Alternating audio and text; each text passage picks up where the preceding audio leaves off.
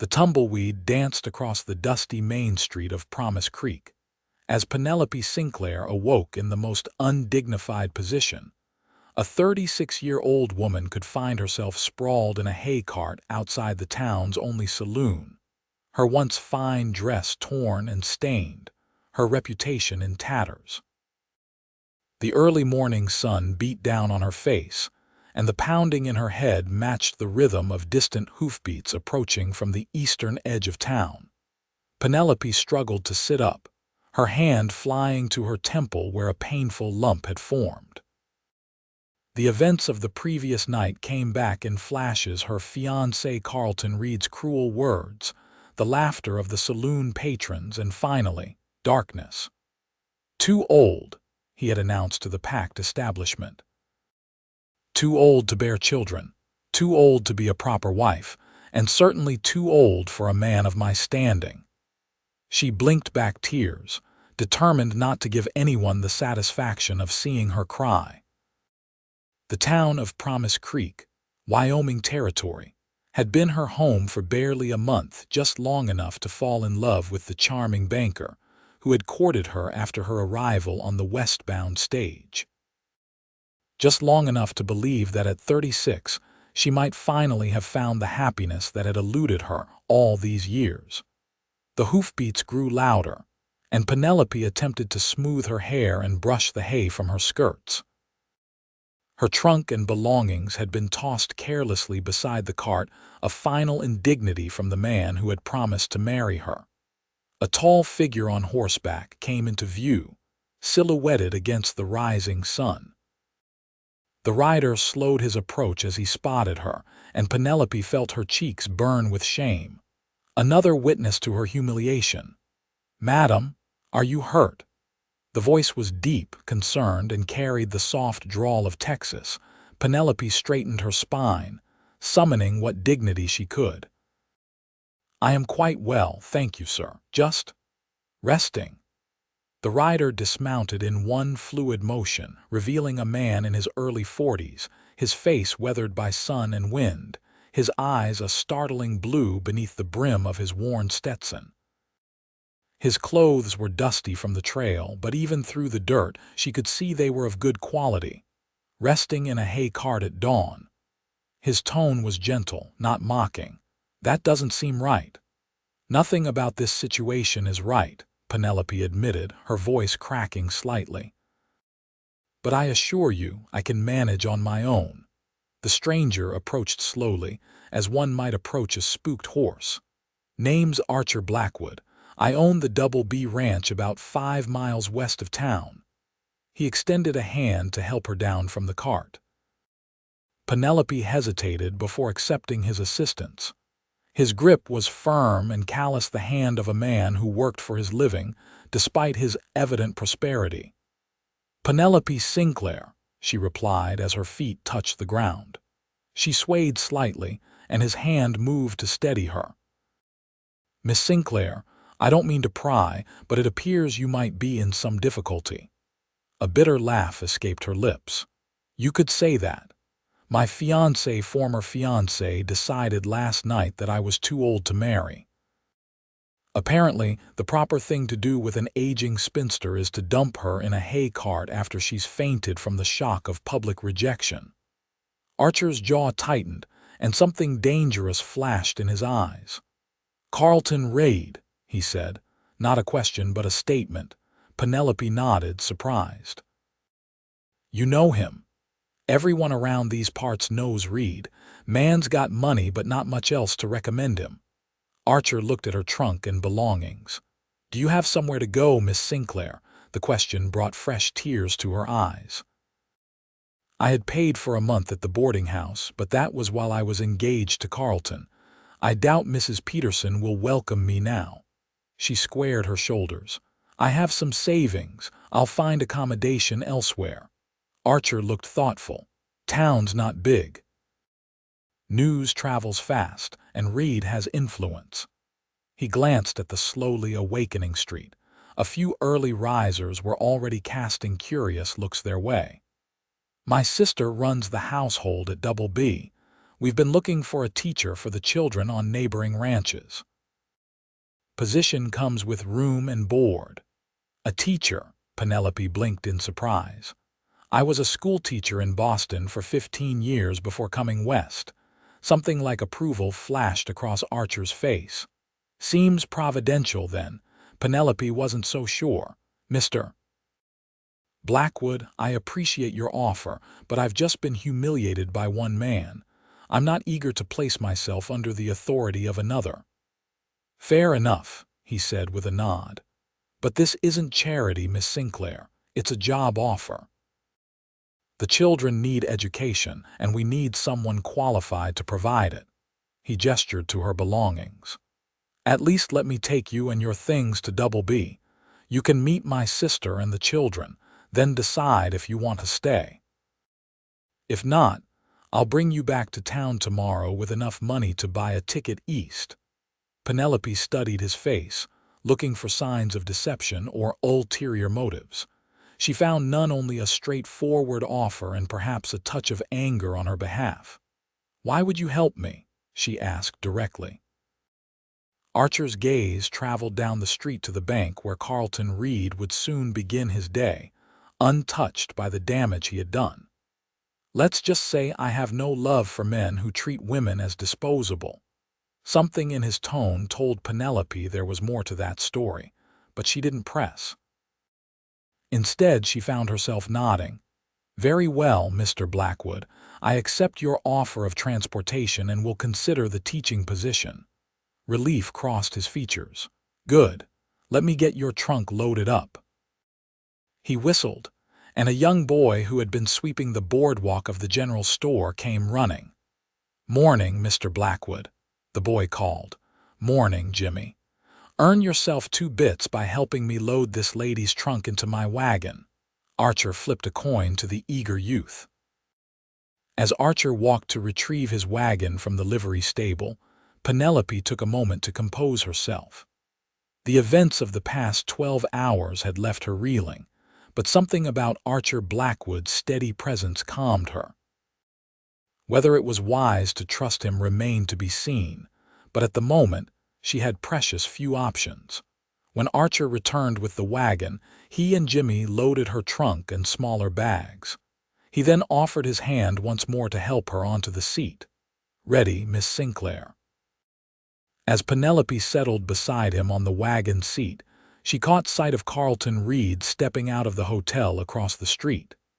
He froze when he saw her, his expression a mixture of surprise and annoyance. Clearly, he had expected her to slink away in shame, not to be found in the company of one of the territory's most prosperous ranchers. Quite ready, Mr. Blackwood, she replied, her voice carrying clearly in the morning air. She turned to face him fully, allowing a small smile to cross her lips. I believe I'm looking forward to a new beginning. Archer's eyes crinkled at the corners as he took in Reed's discomfort. He tipped his hat mockingly in the banker's direction before flicking the reins. New beginnings are what the West is all about, Miss Sinclair. As the wagon rolled out of Promise Creek, Penelope didn't look back. For the first time since the previous night's humiliation, she felt a flicker of hope. Perhaps at 36 her life wasn't over after all. Perhaps it was just beginning. The journey to DoubleB Ranch took nearly 2 hours, giving Penelope ample time to observe both the countryside and her companion. The Wyoming Territory in late spring was a revelation, rolling grasslands dotted with wildflowers, dramatic buttes rising in the distance, and a sky so vast it made her feel simultaneously insignificant and free. Archer Blackwood proved to be a man of few words, but the silence between them was comfortable rather than strained.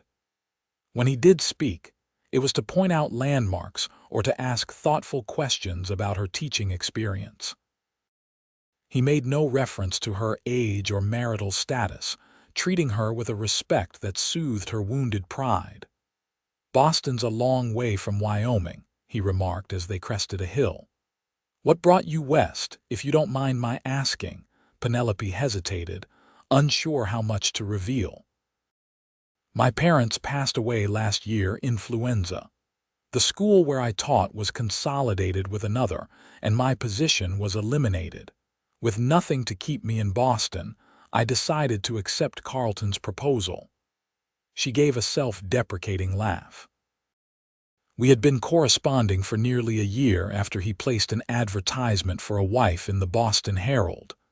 Archer's eyebrows rose slightly. Reed advertised for a mail-order bride. Not exactly, Penelope clarified. It was more of a personal correspondence column.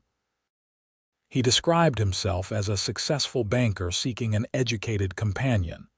She sighed. He seemed so different in his letters, thoughtful, intelligent. When he proposed after we'd been writing for months, it seemed logical. Logical, Archer repeated, his tone neutral. Perhaps that was my mistake, Penelope admitted, approaching marriage as a logical arrangement rather than. She trailed off, embarrassed. Rather than a matter of the heart, Archer suggested quietly. Yes, though at my age practical considerations often outweigh romantic notions. Archer was silent for a moment. Age is just a number, Miss Sinclair. Some folks are old at 20, others young at 60. It's what's in here that counts. He tapped his chest briefly before returning his hand to the reins. Before Penelope could respond, he pointed ahead. There it is, DoubleB. The ranch spread out before them, a sprawling main house built of sturdy logs and stone, several outbuildings, corrals filled with horses, and bunkhouses for the ranch hands. Everything spoke of prosperity tempered with practicality. No ostentatious displays of wealth like Carlton's gilt-edged calling cards, just solid, well-maintained buildings and equipment. As they approached, a woman emerged from the main house, shading her eyes against the sun. She was perhaps a few years younger than Penelope, with the same striking blue eyes as Archer. That's my sister, Agnes, Archer explained. Best cook in 3 counties and the real boss of DoubleB, though I let folks think I'm in charge. His affection for his sister was evident in his voice. Agnes Blackwood hurried down the steps as Archer brought the wagon to a halt. You're back early. I wasn't expecting you until. She stopped short when she noticed Penelope. Oh, hello there. Archer jumped down from the wagon and helped Penelope descend. Agnes, this is Miss Penelope Sinclair. She's considering taking the teaching position. Miss Sinclair, my sister, Agnes Blackwood. Agnes's warm smile put Penelope immediately at ease. It's a pleasure, Miss Sinclair. We've been hoping to find a teacher for months. The pleasure is mine, Miss Blackwood, Penelope replied. Oh, please call me Agnes. Everyone does. She shot her brother a curious look, clearly wondering about the circumstances of Penelope's arrival. Miss Sinclair had a disagreement with Carlton Reed, Archer explained, his tone making it clear he'd provide details later. She's a trained teacher from Boston with 15 years of experience. Understanding dawned in Agnes's eyes. I see. Well, Miss Sinclair, you've had a long journey. Why don't you come inside and rest while Archer and the boys bring in your things? I've just made fresh coffee, and there's apple pie from yesterday. Penelope followed Agnes into the house, immediately struck by the homey atmosphere. Unlike the Stark boarding house or Carlton's overly ornate bank office, the Blackwood home was comfortable and lived in, with well-worn furniture, colorful quilts, and bookshelves filled to bursting. This is lovely, Penelope said sincerely. Agnes beamed. Thank you. It's not fancy, but it's home.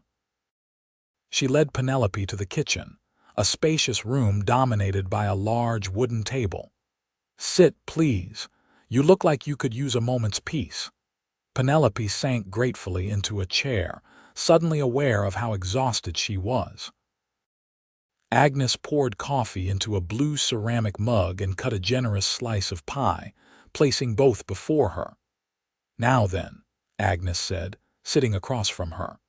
I won't pry into what happened with Reed, but I will say this: the man's reputation for discarding women is well known in these parts. Penelope nearly choked on her coffee. I beg your pardon, Agnes's expression was sympathetic. You're not the first, dear.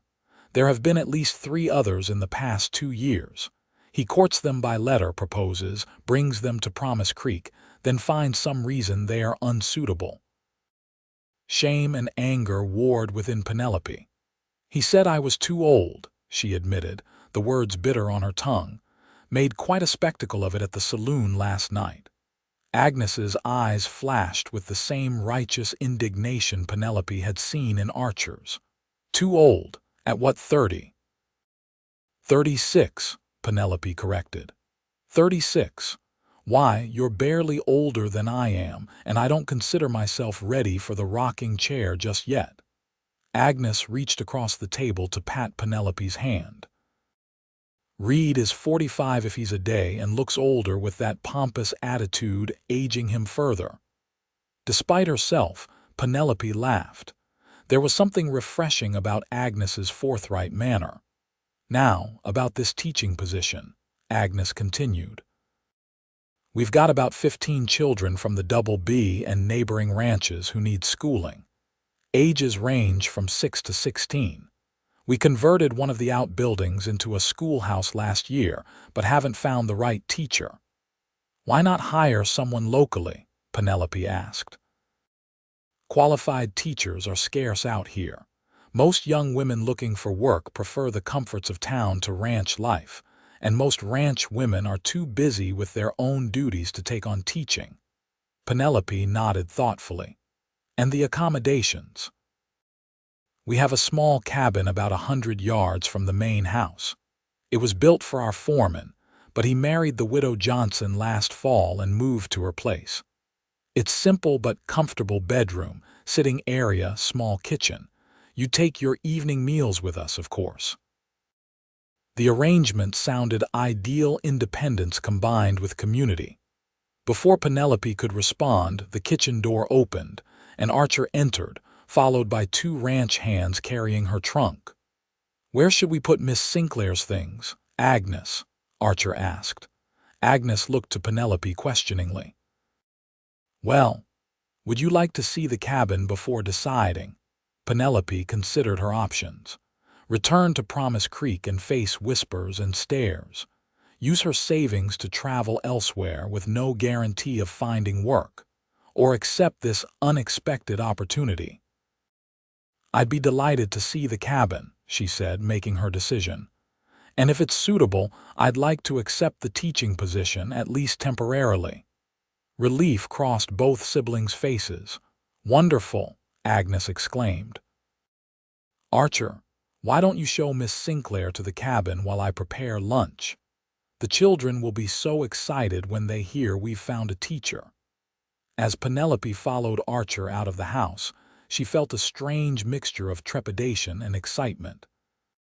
24 hours ago, she had been preparing to become Mrs. Carlton Reed. Now she was about to become the schoolteacher at DoubleB Ranch, living alone in a cabin on the Wyoming frontier. Second thoughts? Archer asked quietly as they walked across the yard. No, Penelope replied, surprising herself with the certainty in her voice. New beginnings, remember. The smile Archer gave her, then warm, genuine, and tinged with admiration, made her heart skip a beat. For the first time since arriving in the Wyoming territory, Penelope Sinclair felt like she might have found her place. The cabin exceeded Penelope's expectations. Though small, it was well built and scrupulously clean, with a comfortable bed, a writing desk positioned to catch the morning light, a small cast iron stove, and bookshelves already stocked with classics and several teaching primers. Agnes thought you might appreciate the books, Archer explained as Penelope ran her fingers along the leather spines. Our father was educated back east before he came west. He believed in the power of learning, even on the frontier. Your father sounds like a wise man, Penelope said, genuinely touched by the thoughtfulness. He was, taught us that strength isn't just in your arms but in your mind and character. Archer moved to the small window and adjusted the curtain. He'd be pleased to know there's finally going to be proper schooling at DoubleB. What happened to your parents? Penelope asked, noticing the past tense. A shadow crossed Archer's face. Influenza, same as yours. 4 years ago now, Agnes and I have been running things since then. He cleared his throat. I'll have the boys bring your trunk over. School typically starts at 8 and runs until 3, but you can set your own schedule. Most of the children have chores before and after lessons. When would you like me to begin? Monday would be fine. That gives you tomorrow to settle in and prepare. He hesitated at the door. Supper's at 6 in the main house. Agnes won't forgive either of us if you don't attend, Penelope smiled. I wouldn't dream of missing it. After Archer left, Penelope sat on the edge of the bed, momentarily overwhelmed by the swift change in her circumstances. She had come west expecting to be a banker's wife, hosting tea parties and attending church socials. Instead, she was a ranch schoolteacher with a cabin of her own and 15 frontier children to educate. Strangely, the thought brought a sense of peace rather than panic. Teaching had always been her true calling, even as she'd set it aside for what she thought would be a more secure future as Carlton's wife. Perhaps Providence, as Archer had suggested, had intervened after all. When her trunk arrived, Penelope unpacked her few belongings, hanging her dresses in the small wardrobe and arranging her personal items on the dresser. The teaching certificates she had brought as proof of her qualifications, now unnecessary for a banker's wife, she placed proudly on the wall above the desk. By the time 6 o'clock approached, Penelope had transformed the cabin into her own space and changed into her best remaining dress, a simple navy blue with white lace at the collar and cuffs. She'd repaired her hair as best she could and washed away the last traces of tears and hay dust. The main house was alive with activity when she arrived. Agnes bustled between kitchen and dining room, directing 2 young women who appeared to be household help. Archer, freshly shaven and wearing a clean shirt, was setting the large table with the help of a boy of about 10. Miss Sinclair. The boy exclaimed when he saw her, nearly dropping the stack of plates he carried. Are you really our new teacher? Archer caught the dishes deftly. Mind your manners, Peter. This is Miss Sinclair. Miss Sinclair, my nephew, Peter. It's lovely to meet you, Peter, Penelope said warmly. And yes, I am to be your teacher starting Monday. The boy's face lit up. Can we learn about pirates? Mr. Jensen never would teach us about pirates. Peter, Archer admonished, though his lips twitched with suppressed amusement. Perhaps we can incorporate pirates into our history lessons, Penelope suggested diplomatically. This compromise seemed to satisfy Peter, who grinned and continued setting the table with renewed enthusiasm. I apologize for my son, Agnes said, entering with a steaming platter. He's been reading too many adventure stories. Your son? Penelope looked between Agnes and the boy, surprised. Agnes wore no wedding ring and Archer had introduced her as Miss Blackwood. A brief shadow crossed Agnes's face. Yes, my husband Thomas passed away before Peter was born. I'm so sorry, Penelope said sincerely. It was a long time ago, Agnes replied with a small smile. Now, everyone sit before the food gets cold. Dinner was a lively affair, with Peter peppering Penelope with questions about Boston and her previous teaching experience. Agnes shared local gossip and ranch news, while Archer mostly listened, occasionally adding a comment or gentle correction to his nephew's more outlandish inquiries. Will you teach us mathematics, Miss Sinclair? Peter asked between bites of roast beef. Uncle Archer says I need to improve my ciphering if I'm going to help with the ranch account someday. Mathematics will definitely be part of our curriculum, Penelope assured him, along with reading, writing, history, and natural sciences. What about shooting? Peter asked hopefully. Mr. Jensen said girls don't need to learn shooting, but Uncle Archer says everyone should know how to protect themselves. Archer nearly choked on his coffee. I don't believe marksmanship is typically included in formal education, Peter. Penelope laughed. No, though I confess I've never fired a gun myself. Never, Peter looked scandalized. There wasn't much call for it in Boston, Penelope explained. Uncle Archer could teach you, Peter suggested innocently. He's the best shot in the county, even better than Sheriff Donnelly. A flush crept up Archer's neck. I'm sure Miss Sinclair has more important things to learn about ranch life than shooting. Actually, Penelope said thoughtfully, it might be a practical skill to acquire living out here. She glanced at Archer. If you wouldn't mind teaching me, that is. Something flickered in his eyes, surprise, followed by what might have been pleasure. I'd be happy to, Miss Sinclair. Perhaps Sunday afternoon after church? That would be perfect, thank you.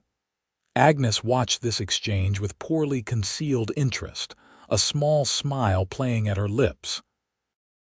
After dinner, as Penelope helped clear the table despite Agnes's protests, Peter approached with a well-worn book clutched to his chest. Miss Sinclair, would you? I mean, if you're not too tired. He thrust the book toward her. Would you read to me before bed? Ma does, but she's busy with the accounts tonight and Uncle Archer always falls asleep before the good parts. I do not, Archer protested from across the room. You snored right through the sea serpent attack last time, Peter countered. Penelope bit back a smile at Archer's chagrined expression. I'd be delighted to read to you, Peter. The boy's face lit up. It's Treasure Island. We're at the part where they find the map. As Penelope settled into a comfortable chair by the fire with Peter at her feet, she was aware of Archer watching them from the doorway, his expression unreadable. When she began to read, giving each character a different voice as she had done for her students in Boston, she caught a fleeting smile on his face before he turned away.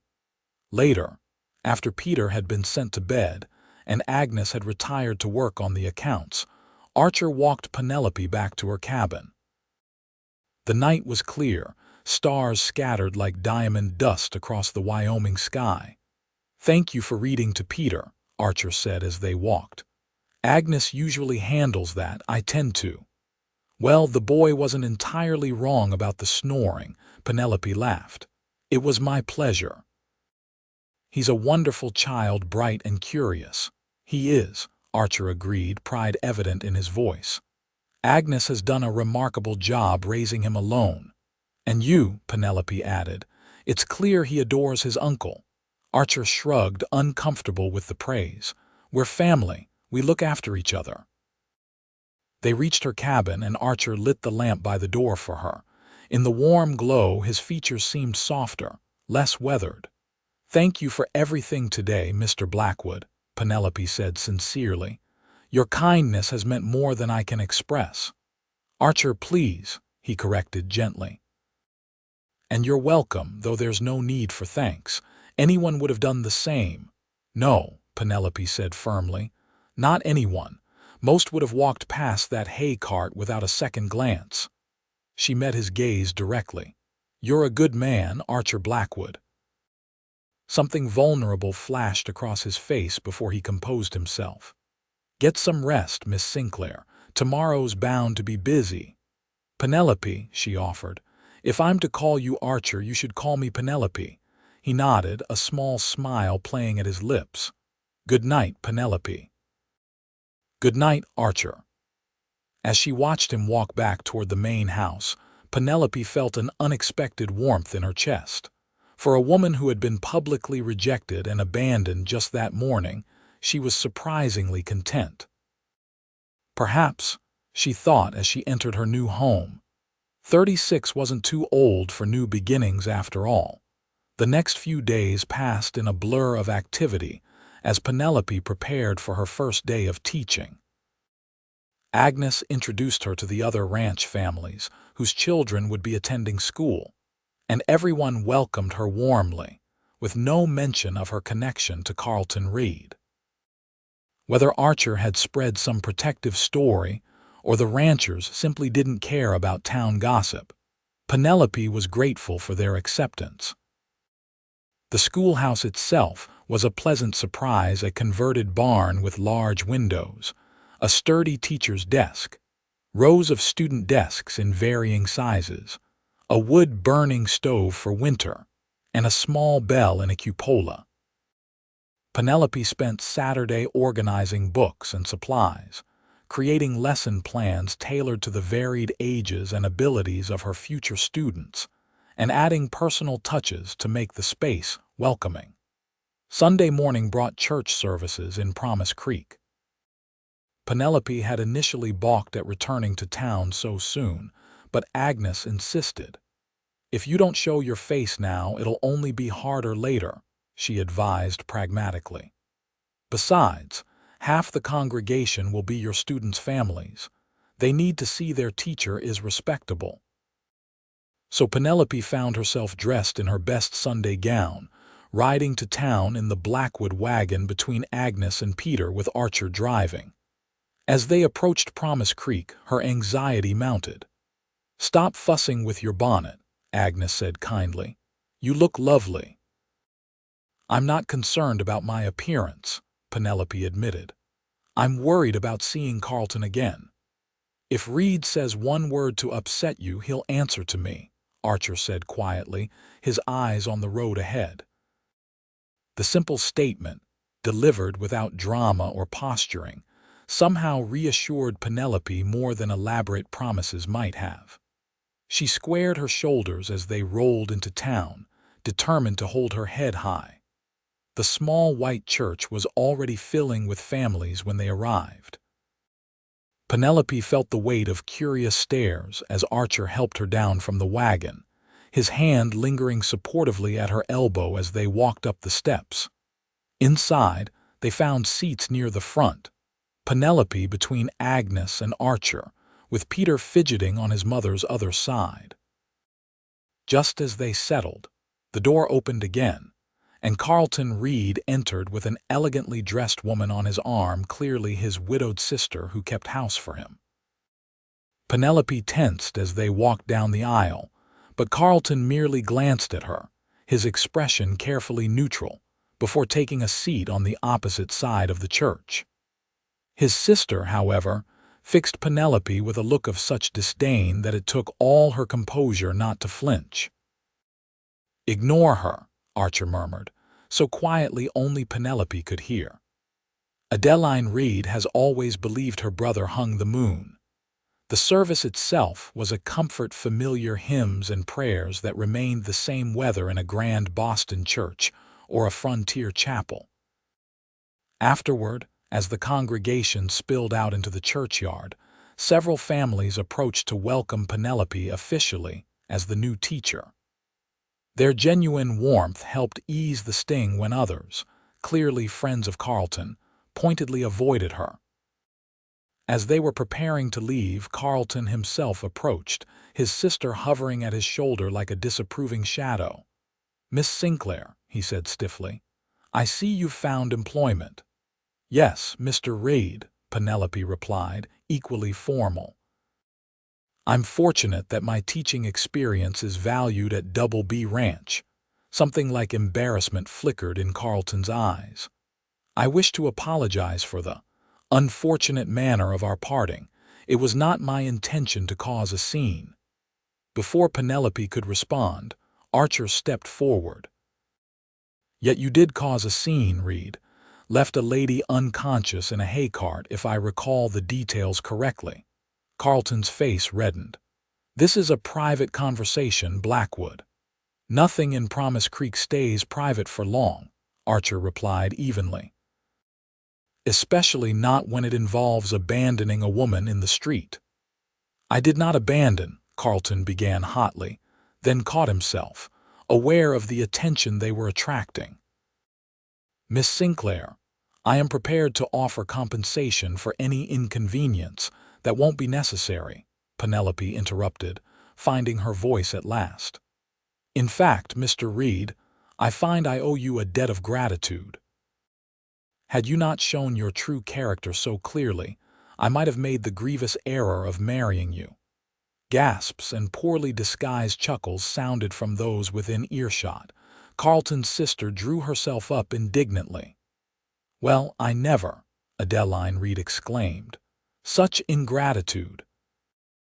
Carlton offered you a respectable position as his wife, despite your advanced age and lack of connections.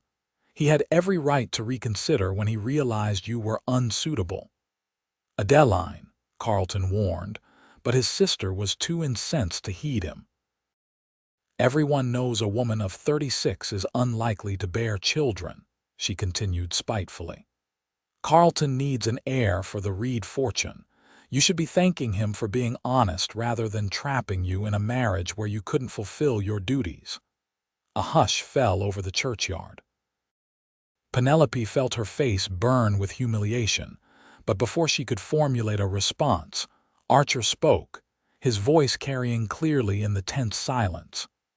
36 is hardly ancient, Miss Reed. My mother was 38 when Agnes was born. And as for suitability," he turned to face Penelope, his blue eyes intense.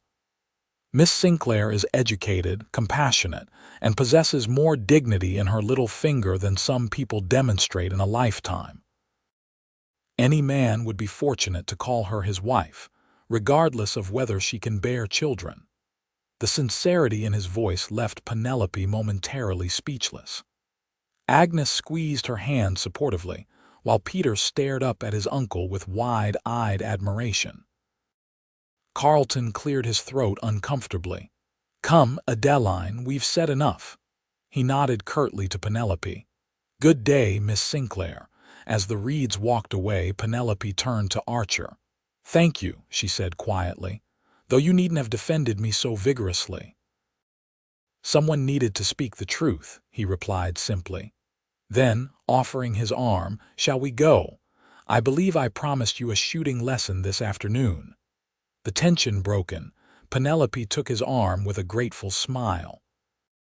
As they walked to the wagon, she was acutely aware of the whispers that followed them, but for once, she didn't mind.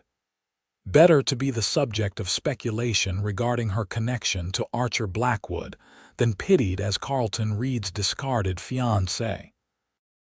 Back at DoubleB, after a hearty Sunday dinner, Archer led Penelope to a secluded area behind the barn where targets had been set up. He carried 2 firearms, a rifle and a smaller pistol. "We'll start with the pistol," he explained, handing her the smaller weapon. "It's lighter and easier to handle for a beginner." Penelope took it gingerly, surprised by its weight despite Archer's assurance that it was lighter. "First rule of handling firearms," Archer said seriously. "Always assume they're loaded even when you know they're not. Never point it at anything you don't intend to shoot." Over the next hour, he patiently taught her the basics: how to load, aim, and fire safely. Her first few attempts missed the target entirely, but Archer's guidance was steady and encouraging. "You're tensing up too much," he said after her 5th miss. "May I?" At her nod, he stepped behind her, adjusting her stance with gentle hands on her shoulders and arms. "Relax your shoulders. Breathe in, then squeeze the trigger as you exhale." Penelope was acutely aware of his proximity, the warmth of his chest against her back, his breath stirring the loose tendrils of hair at her neck. She followed his instructions, focusing on the target, and pulled the trigger. The bullet struck the outer edge of the target, not a perfect shot but definitely an improvement. "I hit it," she exclaimed, turning toward Archer with a delighted smile. His face was closer than she'd realized, his blue eyes crinkled with pleasure at her success. "You did indeed." "Fine shooting, Miss Sinclair." For a moment, they stood frozen, the air between them charged with something Penelope wasn't ready to name. Then Archer stepped back, clearing his throat. "Let's try a few more rounds before we lose the light," he suggested, his voice slightly rougher than before. By the time they finished, Penelope had hit the target more often than not, though never quite center.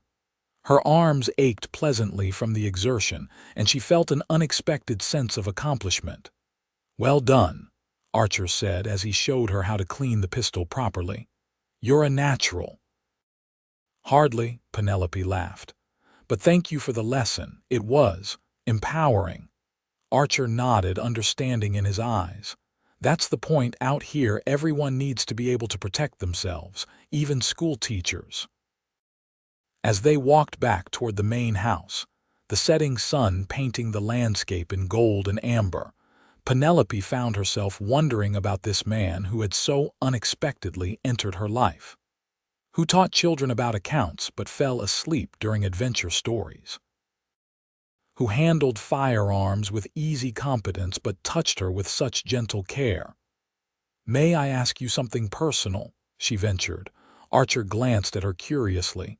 "You may ask, I may not answer. Fair enough." Penelope hesitated, then pressed on. "You mentioned having no love for men who treat women as disposable. Was that from personal experience?" A shadow crossed his face, and for a moment Penelope thought he wouldn't answer. Then he sighed. "My wife, Elizabeth. We were married young. I was 22, she was 19. When she was 23, she fell from a horse and suffered a severe injury to her spine." Penelope's heart constricted. "I'm so sorry." "She lived," Archer continued, his voice carefully even, "but the doctors said she would never walk again, and never bear children." He paused, the memory clearly painful. "Her father decided this made her an unsuitable wife for me. He arrived at our home one day while I was out checking the herd, packed her belongings, and took her back east for proper medical care." "Without your consent?" Penelope was appalled. "I was young, and he was a powerful man, a judge back in Virginia. By the time I tracked them down, he had convinced her that she was a burden to me, that I deserved a whole wife who could give me children." His jaw tightened, as if that was all that mattered. "What happened?" Penelope asked softly. "She refused to see me, sent a letter saying she'd filed for divorce and I should forget her." He shook his head. "I fought it for nearly a year, but eventually, I had to respect her decision even if it wasn't truly hers." That's terrible," Penelope said, understanding now his vehement defense of her at the church. "I'm so sorry, Archer." He shrugged, a gesture that failed to mask the old pain. "It was a long time ago, 15 years this summer. And you never remarried. Never found the right woman, I suppose." He gave her a sideways glance. "Or perhaps I was waiting for someone who understood that people aren't disposable when they don't meet some arbitrary standard of perfection."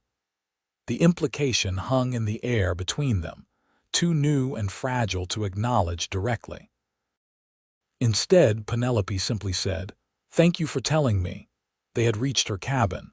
As the first stars appeared in the darkening sky, Archer tipped his hat. "Get some rest, Penelope. Tomorrow's a big day." "Good night, Archer." As she watched him walk away, Penelope realized that in just 2 days, this man had shown her more respect and genuine care than Carlton had in months of correspondence. The thought was as comforting as it was unsettling. Monday morning dawned bright and clear, perfect weather for Penelope's first day as the DoubleB schoolteacher. She woke early, donning her most professional-looking dress and arranging her hair in a neat bun. By 7:30, she was in the schoolhouse, making final preparations and battling butterflies in her stomach. At precisely 8 o'clock, she rang the bell, and children began streaming in, some arriving on horseback, others in wagons driven by parents or older siblings. Peter proudly introduced her to each new arrival, clearly relishing his position as the nephew of her employer. By 8:15, 15 students ranging from 6 to 16 had taken their seats, regarding her with expressions varying from curiosity to skepticism to excitement. Penelope took a deep breath and stepped to the front of the room. "Good morning, children. I'm Miss Sinclair and I'll be your teacher." She smiled, her nervousness fading as she slipped into the familiar role. "Before we begin our lessons, I'd like to learn a bit about each of you and what you've been studying." The morning passed quickly as Penelope assessed her students' abilities and established classroom routines. The older children, particularly the boys, tested her authority with whispered conversations and deliberately slow responses. But Penelope had handled far more difficult students in Boston. By lunchtime, she had won over most of the class with her firm but fair approach and genuine interest in their previous education. They ate lunch outside under a large cottonwood tree, the children sharing food from home while Penelope enjoyed the lunch Agnes had packed for her. She noticed several students watching surreptitiously as she ate, clearly curious about their new teacher from the East. "Is it true you were engaged to Mr. Reed from the bank?" one of the older girls finally asked. A hush fell over the group. Penelope considered deflecting the question but decided honesty was the better approach. "Yes, Sarah, that's true. Mr. Reed and I had an understanding, but we discovered we weren't well suited to each other." "Ma says he's a horrible man who treated you shamefully," piped up Peter. Penelope bit back a smile at Agnes's blunt assessment. "Mr. Reed and I had different expectations. Sometimes that happens between adults." "Uncle Archer says," Peter began, but Penelope gently interrupted. "I think that's enough discussion of my personal affairs. Now, who can tell me about the local wildlife? I saw tracks near my cabin this morning and couldn't identify them." This successfully diverted the conversation to safer topics, and by the time the afternoon lessons began, the earlier awkwardness had dissipated. Penelope divided the students into groups based on ability rather than age, setting the older ones to help the younger with basic skills while she provided more advanced instruction to those who needed it. When 3 o'clock arrived, she was pleased with their progress and her own performance. As the children gathered their belongings and filed out, many thanked her politely for the day's lessons. "You did well," came a deep voice from the doorway after the last student had departed. Penelope looked up to find Archer leaning against the jamb, hat in hand. She hadn't heard him arrive. "How long have you been watching?" she asked, suddenly self-conscious. "Long enough to see you handle the Miller twins' mischief without missing a beat," he smiled. "Not many teachers can quiet those two with just a look," Penelope laughed. "I had far worse in Boston, believe me. Though I must say, your frontier children are refreshingly direct in their questioning." "Ah, they asked about Reed." "They did." "Well, Sarah Paulson did, and then Peter offered his mother's opinion on the matter." Archer winced. "Agnes isn't known for mincing words. It's fine. Better to address it directly than let it fester as a forbidden topic." Penelope began gathering her teaching materials. "Was there something you needed, or did you just come to check on your investment?" "Neither," Archer admitted. "I wanted to see you in your element, teaching." The simple honesty of his answer caught her off guard. "And what did you think?" "I think the children of DoubleB are fortunate to have found you." His gaze was warm, admiring. "You're a natural teacher, Penelope. It suits you. Thank you." She felt her cheeks warm at his praise.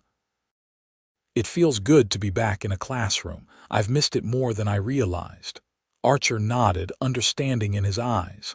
"Some callings run deeper than others."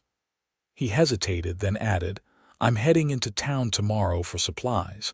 Would you like to come along? Might be good for folks to see you settled and happy." Penelope considered the invitation. Part of her wanted to avoid Promise Creek entirely, but she knew Archer was right the longer she stayed away. the more power she gave to the humiliation Carlton had inflicted. "Yes, I think that would be wise," she agreed. "And I need to purchase some additional teaching supplies. The primer books are quite worn. We'll leave after breakfast then. Agnes can handle the school for a day she often substituted before you arrived." As they walked back toward the main house together, Penelope found herself studying Archer's profile, struck again by the quiet strength he projected. Not the bombastic authority of men like Carlton Reed or Judge Wilson back in Boston, but something steadier and more authentic. "You're staring," Archer observed mildly without looking at her. "I'm thinking," Penelope corrected, embarrassed at being caught, "about how different you are from what I expected when I came west." This made him turn to her, one eyebrow raised in question. "And what did you expect?" Penelope considered her answer carefully. "I suppose I expected men to be either rough and uncultured or attempting to recreate Eastern society out here. You're neither. Is that good or bad?" There was a hint of amusement in his voice. "Good," she said decisively. "Very good." The smile he gave her then stayed with Penelope long after they'd parted ways, warm and genuine, with a hint of something that made her heart beat a little faster than normal. The journey to Promise Creek the next day was pleasantly companionable.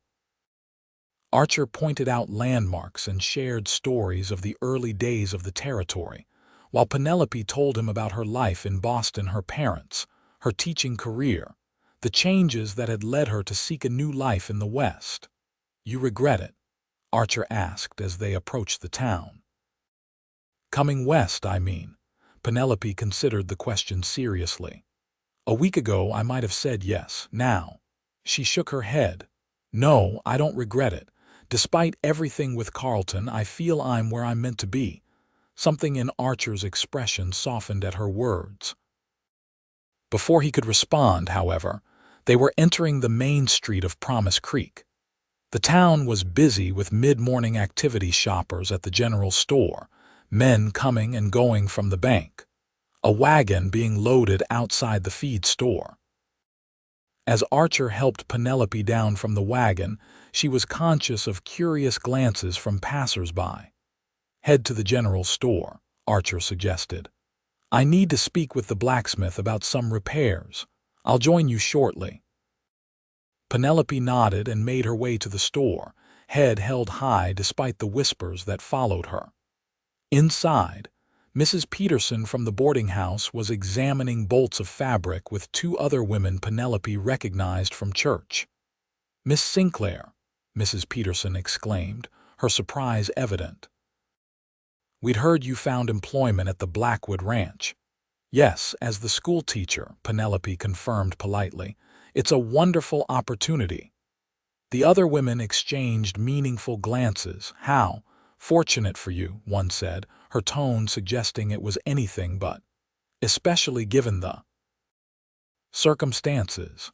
Penelope straightened her spine. "Yes, it was fortunate that Mr. Blackwood recognized my qualifications when he did. The children are delightful, and the accommodations are quite comfortable." Before the conversation could continue, the store owner approached. "Miss Sinclair, what can I help you with today?" Grateful for the interruption, Penelope turned to business, ordering primer books, slates, pencils, and other school supplies. As she was completing her purchases, the bell above the door jingled and Carlton Reed entered, stopping short when he saw her. An awkward silence fell over the store. Carlton removed his hat, nodding stiffly. "Miss Sinclair." "Mr. Reed," Penelope acknowledged coolly. He cleared his throat. "I trust you're settling in at DoubleB." "Quite well, thank you." "Good, that's good." He seemed about to say more when the door opened again and Archer strode in. The atmosphere shifted immediately. Archer's presence seemed to fill the small store, his gaze taking in the situation at a glance. "All finished, Penelope?" he asked, moving to stand beside her. "Yes, Mr. Tanner has everything ready," she replied, grateful for his timely arrival. Carlton's eyes narrowed at Archer's use of her first name. "Blackwood," he said tersely. "Raid," Archer replied, equally curt. Then to Penelope, "I've ordered lunch at the hotel dining room. Shall we?" As they exited the store, Archer's hand at the small of her back, Penelope heard the whispers resume behind them. She couldn't make out the words, but the tone was clear. Speculation was rampant about her relationship with Archer Blackwood.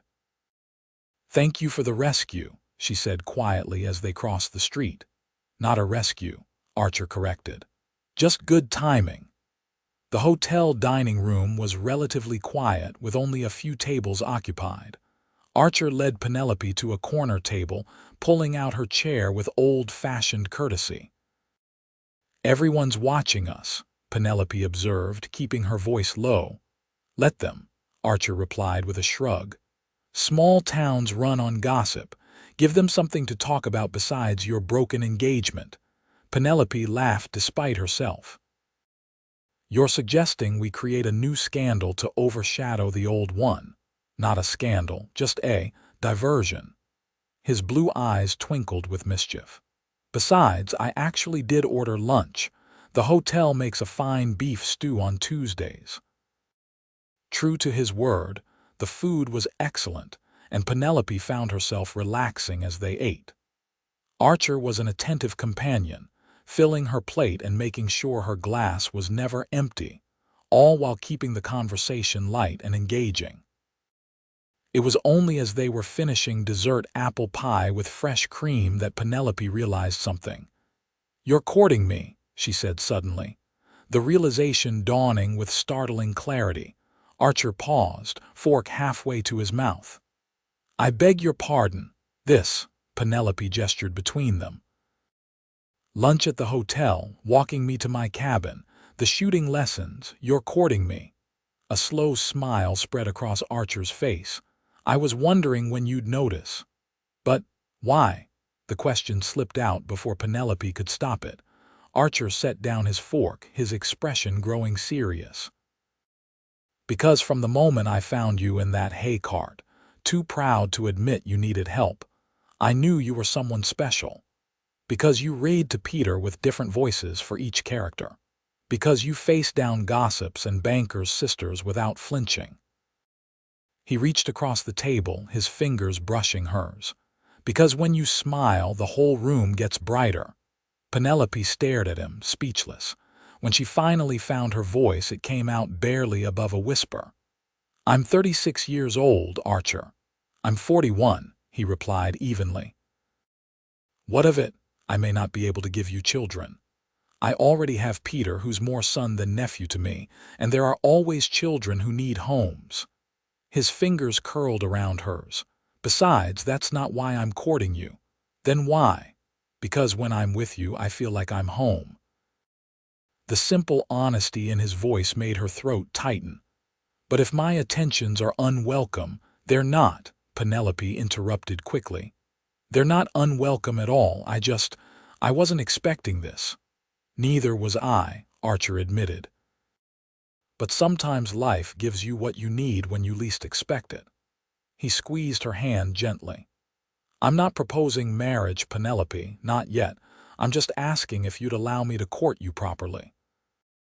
Penelope looked into his earnest blue eyes and felt something shift inside her, a door opening to possibilities she'd thought forever closed.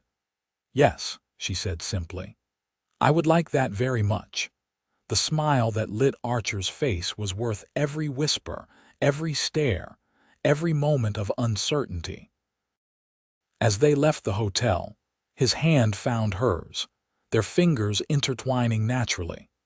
And if the good people of Promise Creek noticed this public display, if Carlton Reed happened to see them from the window of his bank as they passed, well, Penelope found she didn't much care. Spring turned to summer, and Penelope's days fell into a pleasant rhythm. Mornings and afternoons were devoted to teaching, evenings to shared meals with the Blackwood family, and Sundays to church and quiet afternoons with Archer. Their courtship progressed at a measured pace that suited them both. Archer was unfailingly respectful, never pushing for more than Penelope was ready to give, yet making his admiration clear in countless small ways: wildflowers left on her desk, a new book of poetry delivered from Denver, his attentive presence whenever they were together. July brought scorching heat and the end of the school term. With most of the children needed for ranch work during the hottest months, classes were suspended until September. Penelope found herself with unexpected free time, which Agnes quickly filled with invitations to help with household projects and community gatherings. "The Independence Day celebration is next weekend," Agnes announced at breakfast one morning. "Promise Creek always holds a big picnic and dance." "The whole county attends," Penelope nodded, having heard the students discuss it eagerly in the final days of school. "It sounds lovely." "You'll need a new dress," Agnes continued matter-of-factly. "Something festive. Blue, perhaps, to match your eyes." "My current dresses are perfectly adequate," Penelope protested. Agnes dismissed this with a wave. "Nonsense. It's the biggest social event of the summer. Besides," she lowered her voice conspiratorially, though Peter and Archer had already left the table, "my brother hasn't taken his eyes off you for months. A new dress might just push him to make his intentions official." Penelope felt her cheeks warm. "Agnes, really?" "Don't Agnes, really me," the younger woman retorted good-naturedly. "I've known Archer all my life. I've never seen him look at anyone the way he looks at you, not even Elizabeth." The mention of Archer's first wife gave Penelope pause. "Does it bother you, the idea of him remarrying?" Agnes's expression softened. "Bother me? Penelope, it's what I've prayed for. Archer deserves happiness. He spent too many years alone, taking care of everyone but himself." She reached across the table to squeeze Penelope's hand. "And for what it's worth, I couldn't have chosen better for him myself." Touched by the acceptance implicit in Agnes's words, Penelope relented. "Very well. A new dress it is." 2 days later they traveled to Promise Creek, where Mrs. Tanner, the dressmaker, took Penelope's measurements and showed them patterns and fabrics. Agnes insisted on a rich cornflower blue that, she declared, "brings out the gold flecks in your eyes." As they were finishing their business, the door opened and Adeline Reed entered, stopping short when she saw them. "Mrs. Tanner, she broke off, her gaze hardening as it fell on Penelope. "Miss Sinclair. Still in the area, I see, Miss Reed," Penelope acknowledged politely. "Yes, I'm quite happily settled at DoubleB, so I've heard." Adeline's tone dripped with insinuation. "My brother mentioned seeing you and Mr. Blackwood looking cozy at the hotel some weeks ago." Agnes bristled visibly, but Penelope laid a restraining hand on her arm. "Mr. Blackwood has been kind enough to show me attention, yes. Wyoming hospitality at its finest." "Hospitality," Adeline repeated skeptically. "Is that what they're calling it these days?" "Adeline Reed," Agnes said sharply, "if you have something to say it plainly. Otherwise, kindly keep your insinuations to yourself." Adeline drew herself up. "I'm merely concerned for Mr. Blackwood's reputation. A confirmed bachelor suddenly keeping company with a woman discarded by my brother. It raises questions." "The only question it raises," Penelope replied evenly, "is why anyone would value your brother's judgment, given his pattern of behavior." Mrs. Tanner, who had been pretending not to listen, made a choking sound that might have been suppressed laughter. Adeline's face flushed an unbecoming shade of red. "Well, perhaps you should," Agnes suggested sweetly. "Might give you something to think about besides other people's affairs." She gathered their purchases. "Come, Penelope, we have much to do before the celebration." Outside, once they were safely in the wagon, Agnes burst into laughter. "Did you see her face? I thought she might faint dead away," Penelope couldn't help laughing too, though she felt a twinge of guilt for her sharp retort. That wasn't very charitable of me. Maybe not, but it was deserved. Agnes wiped tears of mirth from her eyes. Oh, I cannot wait to tell Archer. He'll be sorry he missed it. By the time they returned to DoubleB, the incident had become an amusing anecdote rather than a source of distress. When Agnes recounted it at dinner, even Archer chuckled, though he gave Penelope a searching look afterward. "Are you truly unbothered?" he asked later, as they walked toward her cabin in the twilight. "Adeline Reed has a vicious tongue and considerable influence in town. I find I'm less concerned with Promise Creek's opinion than I once was," Penelope admitted. "Besides, what could she possibly say that would be worse than what's already been said?" Archer nodded thoughtfully. "Still, if my attentions are causing difficulty, they're not," Penelope interrupted firmly. Unless you're having second thoughts." "No," he said quickly. "Quite the opposite." He reached for her hand, his calloused fingers gentle against her skin. "In fact, I've been thinking we should make things more official." Penelope's heart skipped a beat. "Official?" Archer cleared his throat, suddenly looking as nervous as a schoolboy. "I had planned to wait until the Independence Day celebration, had a whole speech prepared and everything." He laughed self-consciously. "But standing here with you now, I can't remember a word of it." He took both her hands in his blue eyes earnest in the fading light. "Penelope Sinclair, these past months have been the happiest I've known in years. You've brought light and laughter back to DoubleB, education to our children, and joy to my life." He swallowed visibly. "I know our beginning was unconventional, but I'm hoping. That is, I would be honored if you would consider becoming my wife." Though she had suspected this was coming, the actual moment still took Penelope's breath away. This was nothing like Carlton's businesslike proposal in his office, all practical considerations and mutual benefits. Archer stood before her, his heart in his eyes, asking not for a practical partnership but for love. "I'm still 36, she said softly. "That hasn't changed." A smile tugged at Archer's lips. "And I'm still 41. We make a fine pair of aging spinsters." Penelope laughed, even as tears pricked her eyes. "In that case, yes, I would be honored to become your wife." Archer's face broke into a radiant smile. He pulled her gently toward him, one hand coming up to cup her cheek. "May I?" he asked, his voice husky. In answer, Penelope rose on her tiptoes, closing the distance between them.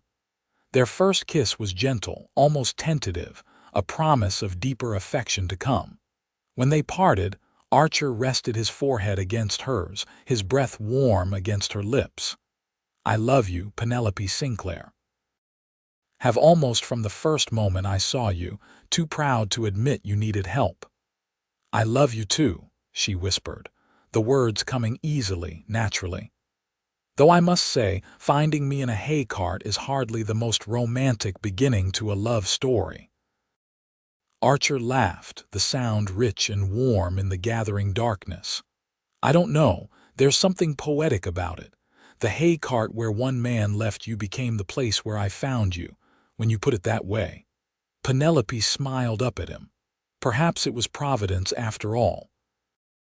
The Independence Day celebration was everything Agnes had promised, a joyous gathering of the entire county on the grounds outside Promise Creek.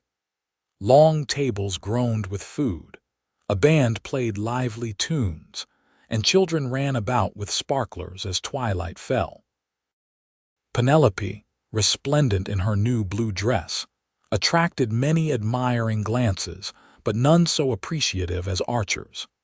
He stayed close by her side throughout the day, his hand often finding hers, his pride in their new relationship evident to all. When they announced their engagement during the toasts before dinner, a cheer went up from the DoubleB families and their friends. Even those who had been skeptical seemed won over by the obvious affection between them. "Congratulations, Miss Sinclair," a familiar voice said as Penelope stood near the refreshment table later in the evening. She turned to find Carlton Reed, looking uncomfortable but determined. "Thank you, Mr. Reed. I believe I owe you an apology," he continued stiffly. "My behavior was ungentlemanly." Penelope studied him, trying to discern his sincerity. "Yes, it was," Carlton flushed. "I've had time to reflect on my actions. They were not my finest moment." "No," Penelope agreed. Then, relenting slightly, "but in an odd way, I should thank you. Had you not ended our engagement so dramatically, I might never have found my way to DoubleB." "Blackwood is a fortunate man," Carlton said, a trace of genuine regret in his voice. "Yes, he is," came Archer's voice as he appeared at Penelope's side, his arm slipping naturally around her waist. "Though not half as fortunate as she makes me feel," he nodded to Carlton. "Reed, Blackwood." Carlton returned the nod, then addressed Penelope once more. "I wish you both happiness." With that, he retreated, leaving them alone. "That was surprisingly civil," Penelope observed. "He's not a complete fool," Archer replied. "Just a man who didn't recognize the treasure right in front of him." He pressed a kiss to her temple. "His loss, my immeasurable gain." As night fell and lanterns illuminated the dancing area, Archer led Penelope onto the floor for a waltz. She moved easily in his arms, their steps matched as if they'd been dancing together for years. "Have I told you how beautiful you look tonight?" Archer murmured. "Only about a dozen times," Penelope laughed. "But I don't mind hearing it again." "Beautiful," he repeated, his eyes never leaving hers. "And soon to be my wife." "Are you sure you won't regret it?" Penelope couldn't help asking. "Taking on a wife who might never give you children of your own." Archer's arms tightened around her. "The only thing I would regret is not having you in my life, Penelope. Children or no children, you are the only woman I want." The conviction in his voice banished the last of Penelope's doubts. As they swayed to the music, the stars shining overhead and the community gathered around them, she knew with absolute certainty that this not her planned life with Carlton Reed was her true destiny. The wedding took place in late August, a simple ceremony in the Promise Creek Church, followed by a grand celebration at DoubleB. Penelope wore a gown of cream-colored silk that Agnes had ordered from Denver, with wildflowers in her hair instead of a traditional veil. Peter served as ring-bearer, his young face solemn with the responsibility, until the moment Archer and Penelope were pronounced husband and wife. Then he broke into a wide grin and was the first to congratulate them. "Does this mean I should call you Aunt Penelope now?" he asked as they walked out of the church. "If you like," Penelope replied, touched by the boy's easy acceptance. "Though I'm still your teacher when school resumes." "And you'll still read to me at night," Peter pressed anxiously. "Every night that you wish," Penelope promised. The celebration at DoubleB lasted well into the evening, with music, dancing, and enough food to feed the county twice over. As twilight fell, Archer found Penelope sitting on the porch, taking a moment's respite from the festivities. "Tired, Mrs. Blackwood?" he asked, settling beside her. The name still gave Penelope a small thrill. "Just catching my breath. It's been a perfect day." "Not quite perfect yet," Archer said with a mysterious smile. "I have something for you." He withdrew a small package from his pocket and placed it in her hands. Penelope unwrapped it carefully to reveal a leather-bound book. Opening it, she found blank pages and a simple inscription on the first leaf. "For Penelope, that you may write your own story now. With all my love, Archer." "It's beautiful," she said, running her fingers over the fine paper. "I thought you might like to keep a journal," Archer explained, "of our life together. Perhaps someday when we're old and gray, we can read it to each other and remember these days." Tears pricked Penelope's eyes at the thoughtfulness of the gift. "I'll start tonight," she promised. Archer brushed a strand of hair from her face, his touch lingering on her cheek. Ready to bid our guests good night. I've had about all the socializing I can stand for one day. Penelope leaned into his touch. More than ready. They made their farewells, enduring the traditional teasing with good grace, then slipped away from the celebration. Instead of heading to her cabin, however, Archer led Penelope to a path she hadn't taken before. "Where are we going?" she asked curiously. "You'll see." A short walk brought them to a clearing where a new cabin stood larger than Penelope's, with a wide porch and windows that gleamed in the moonlight. "What is this?" Penelope breathed. "Our home," Archer said simply. "I've been building it since the day you agreed to marry me." "The main house is fine, but I thought we might want a place of our own." Penelope stared at him in wonder. "You built this in just a few weeks." "Had help from the ranch hands," Archer admitted. "But yes, wanted it to be a surprise." He scooped her up in his arms suddenly, making her gasp. "Tradition says I should carry you over the threshold." Laughing, Penelope wrapped her arms around his neck as he carried her up the steps and through the door. Inside, lanterns had been lit, casting a warm glow over a cozy living area with a stone fireplace, comfortable furniture, and bookshelves already filled with volumes from both their collections. "It's perfect," Penelope whispered as Archer set her gently on her feet. "Absolutely perfect." "There's more," Archer said, taking her hand and leading her through the house. He showed her the kitchen with its new cookstove, the study with 2 desks positioned to catch the morning light, and finally, the bedroom, where a large 4-poster bed dominated the space. "Agnes helped with the furnishings," he explained, suddenly looking uncertain. "If there's anything you don't like, we can change it." Penelope turned to him, her heart so full it threatened to overflow. "I love every inch of it, because you built it for us." Archer's face relaxed into a smile. "For us," he agreed, drawing her into his arms. "For our future, whatever it may hold." As his lips found hers in a kiss that held all the promise of that future, Penelope silently thanked Providence and, yes, even Carlton Reed for the events that had led her to this moment. From the humiliation of the hay cart to the joy of Archer's arms, her journey had been unexpected but perfect in its own way. Later, as they lay together in the moonlight that filtered through the bedroom window, Archer's fingers traced lazy patterns on her bare shoulder. "Happy," he murmured. "More than I ever thought possible," Penelope replied truthfully. "And you?" Archer propped himself on one elbow, his blue eyes serious in the dim light. "Do you remember what I said the day I proposed, that finding you in that hay cart was somehow poetic?" Penelope nodded, her hand coming up to cup his cheek. "I meant it," Archer continued. "Some men might look at you and see only what you're not, young or fertile or whatever else they think makes a woman valuable.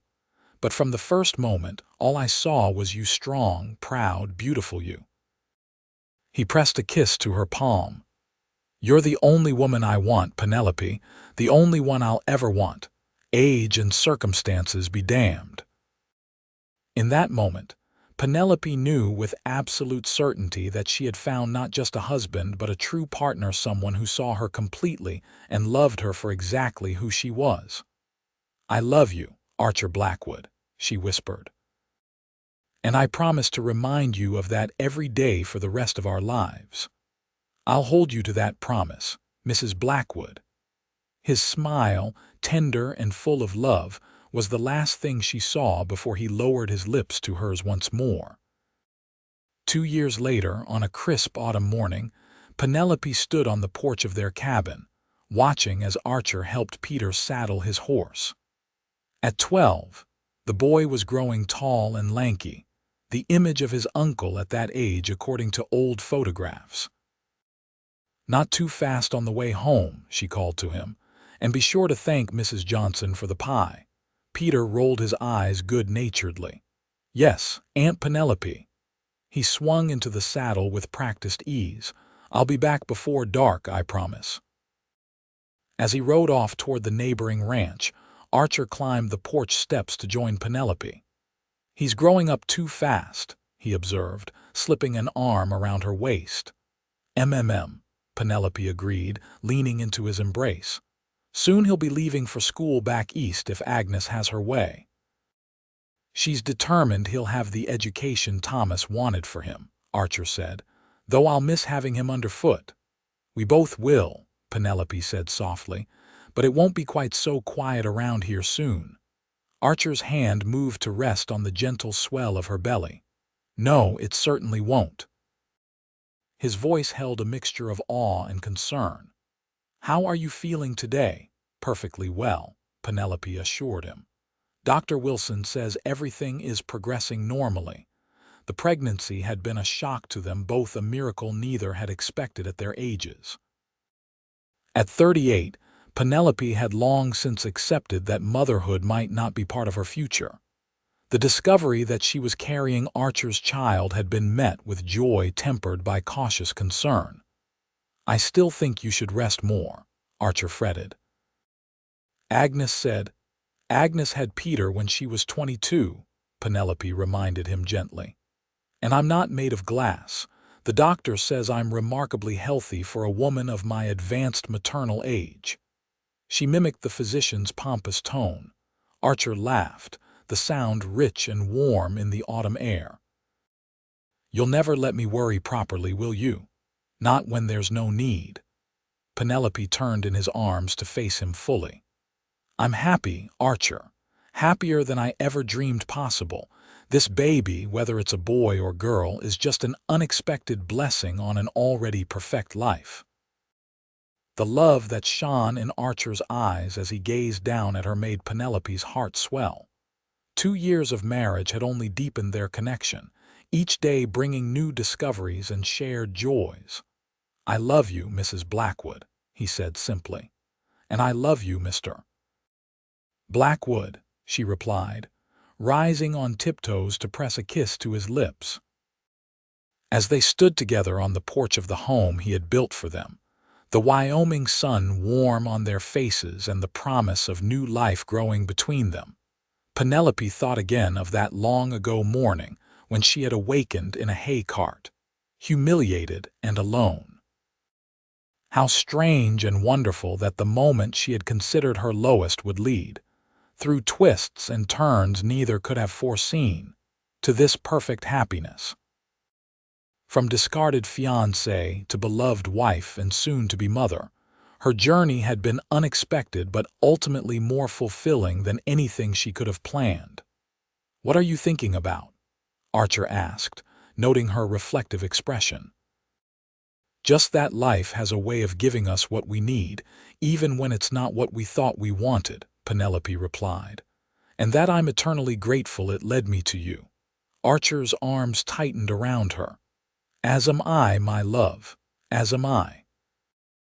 Together they watched the sun climb higher in the Wyoming sky, content in the knowledge that whatever the future held, they would face it side by side, two people who had found in each other not just love, but home.